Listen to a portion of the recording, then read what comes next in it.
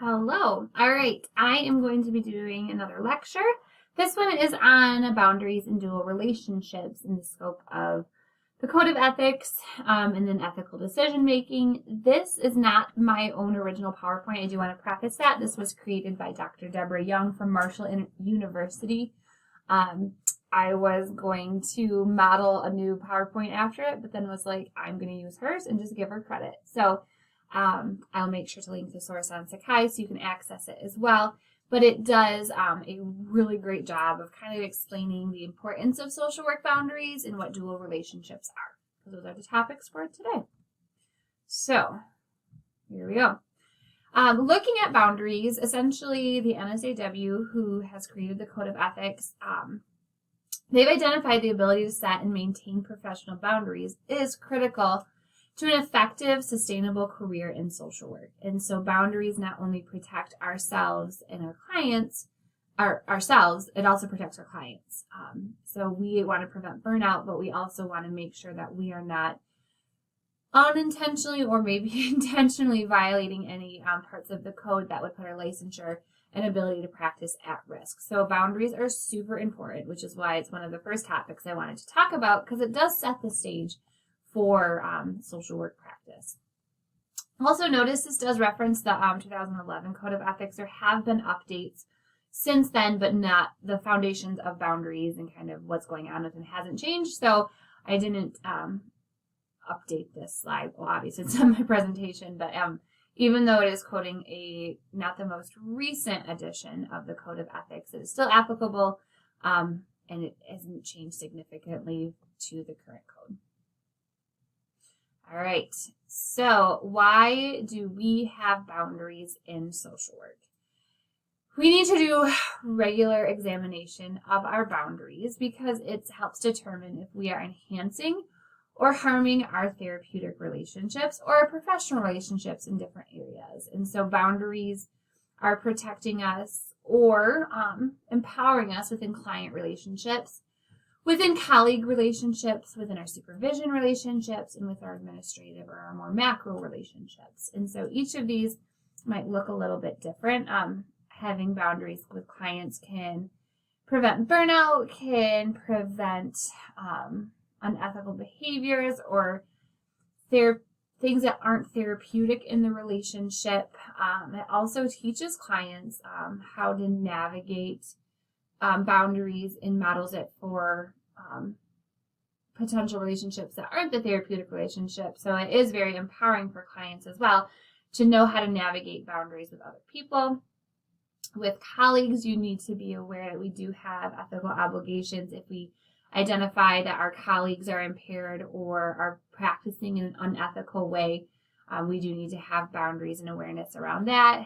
Make sure we're utilizing our supervision appropriately, that we're using it in a professional manner, not in a friendly dual relationship type way. And also holding our administrators and our practice sites accountable to doing ethical practices with funds, with service delivery, with hiring ethical providers, and also making sure that they're treating their providers fairly and equitably as well. So there's a lot of different layers to boundaries. So these are different aspects of how and why social workers need to examine boundaries, and it really comes down to a lot of self-care.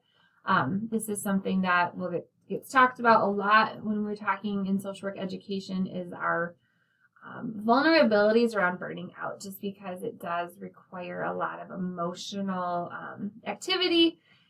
We are expending a lot of ourselves. We're dealing with a lot of difficult situations. You don't need me to tell you that. You're experiencing it probably a lot in your internships or in jobs or thinking about potential internships. It's a difficult field, super rewarding and super valuable and super worth it field, but it does come with its own risk to the providers. So some of the boundaries we need to look at is how much time is spent devoted to work. Are you able to leave the job at home or at work when you go home? Are you being asked to do stuff outside of hours? Are you able to walk away from it healthily in a healthy manner? So that is one of the boundaries you have to examine in order to make sure you're taking care of yourself. How much energy is spent on off-the-job activities in relationships? And so is there a good work-life balance?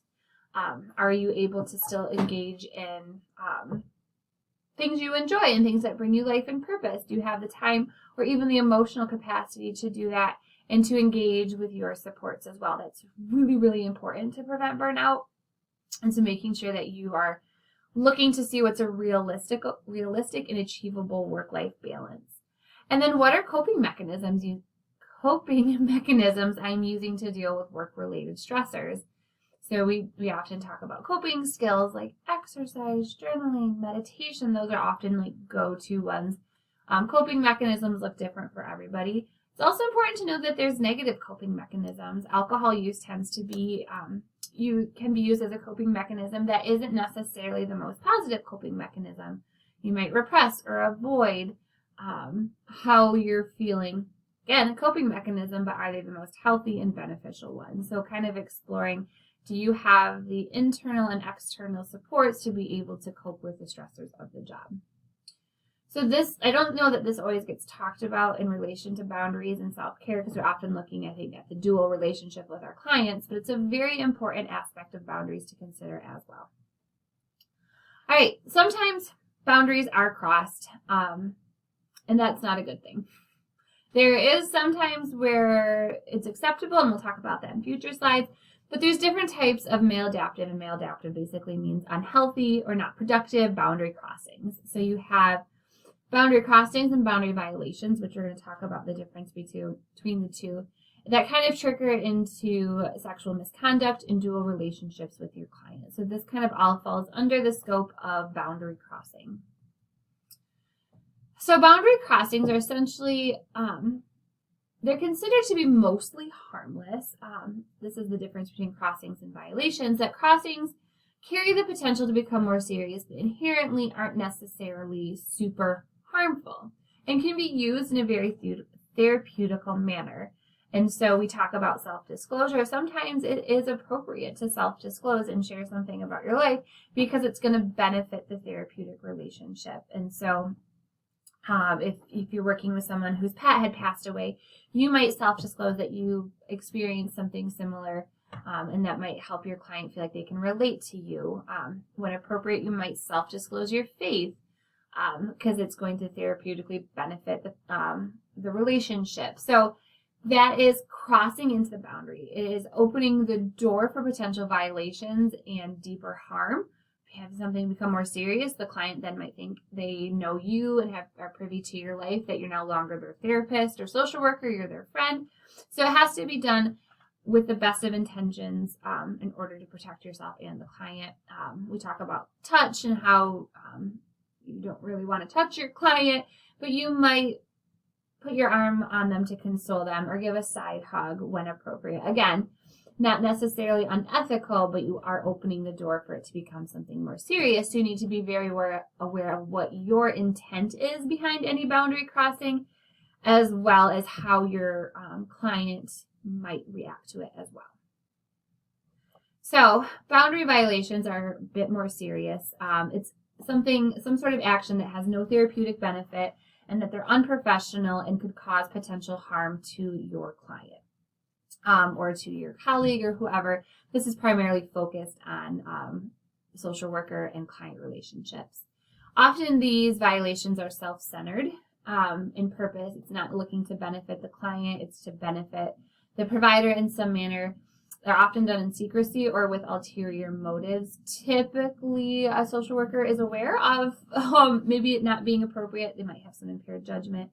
But usually when things are done in secrecy with ulterior motives, it's because there's some inherent awareness that this is probably not in the best interest of the client and it shouldn't be known to a supervisor. And it's clearly exploitive or harmful, so physical, psychological, physical or financial. And so exploiting clients for financial reasons, so charging them too much for your services, not if you are in charge of maybe their finances or something in that aspect, not managing their funds correctly, causing physical harm, or even psychological harm as well. So manipulation, threats, coercion, those types of things. I think the one that often gets talked about the most kind of is looking at sexual misconduct. It's considered one of the most serious violations of boundaries. It has its own little section in the Code of Ethics because it's really taking possible advantage of a very vulnerable individual. And so it's can be illegal depending on the severity of the misconduct, and it often will result in loss of license if it's substantiated. You want to assume that you will lose your license if you engage in sexual misconduct. Now, there are, layers and severity to how, I don't want to say intense, but like different levels of sexual misconduct that might result in a suspension or a fine, those types of things, versus a loss of license. But essentially, it will impact your ability to practice in some shape or form. And so this can be as far as sexual intercourse or having a sexually romantic relationship that crosses some sort of line. My advice, just don't. It's not worth it, ever. All right.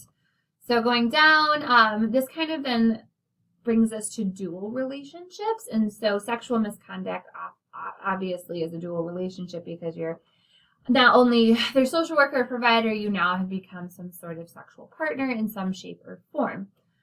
So a dual relationship is actually much more than just some sort of sexual misconduct or having a sexual relationship with the client. It's anytime you engage with a client or a colleague in more than one relationship. So you're not just their social worker, you're a social worker and best friend. You're a social worker and their pickleball buddy. You're their colleague and their confidant. We'll kind of break it down a little bit more. So I just want you to be aware that a dual relationship is not just a romantic relationship. It has different shapes and forms. It can happen while you're still their social worker, or the Code of Ethics say you cannot engage with this even after you have terminated the therapeutic relationship. Sometimes, previously the rule of thumb was like 2 years, then you can engage in something, but really the rule of thumb you should always practice is once you've been someone's provider, you should never have any sort of additional relationship down the road if it can be avoided. All right, so types of dual relationships. You have the intimate, so that's kind of that romantic and sexual type vibe. And emotional support, so if you are their provider, but you're also like meeting up with them for coffee after you've terminated your therapeutic relationship and now you're meeting for coffee and you're still providing them with some sort of guidance or support.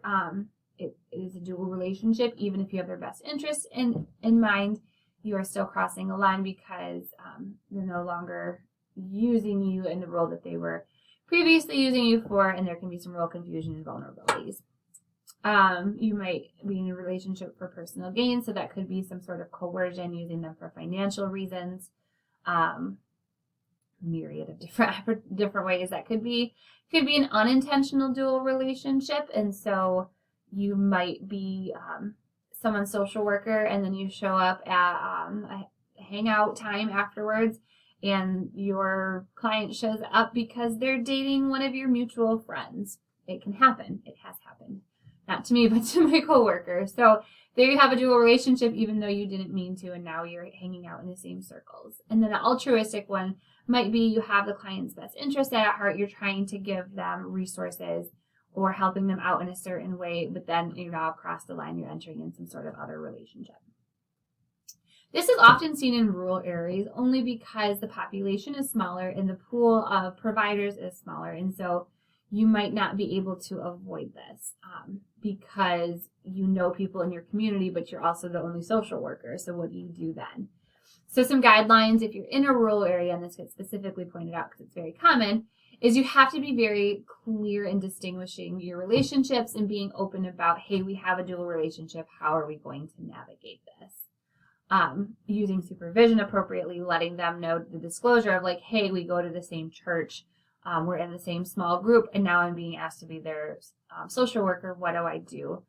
And really why this tends to be a problem is there is a struggle between confidentiality, conflict of interest. How do you take one hat on and take off the other and still maintain dignity and respect for and professionalism for the client, but also you're sitting down and having a meal. And so sometimes they're unavoidable and you deal with it. All right, we're going to continue this in the next one.